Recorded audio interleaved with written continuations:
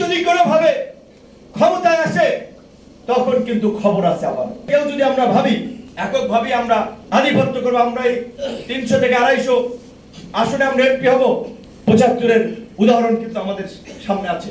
যখন মুক্তিযোদ্ধাদের যে আকাঙ্ক্ষা ছিল, দাবি ছিল জাতীয় সরকার গঠন করা, সেটা উপেক্ষা করে যখন শেখ মুজিবুর রহমানের নেতৃত্বে শেখ মুজিব সাহেব এবং আওয়ামী লীগের নেতা কর্মীরা শুধুমাত্র এককভাবে আওয়ামী লীগের নেতা কর্মীদেরকে নিয়ে 73 একটা ভোট ডাকাতির নির্বাচন করে একটা একক পার্লামেন্ট গঠন করেছিলেন, তার ফল ছিল 75।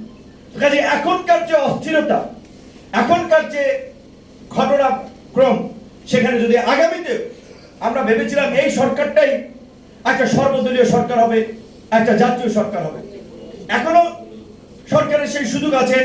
আমাদের প্রধান উপদেষ্টা ডক্টর মোহাম্মদ ইউনূস সাহেব তিনি তার বিজয় দিবসের ভাষণেই সম্ভবত বলেছিলেন, সংস্কার কমিশনগুলোর প্রতিবেদন দেওয়ার পরে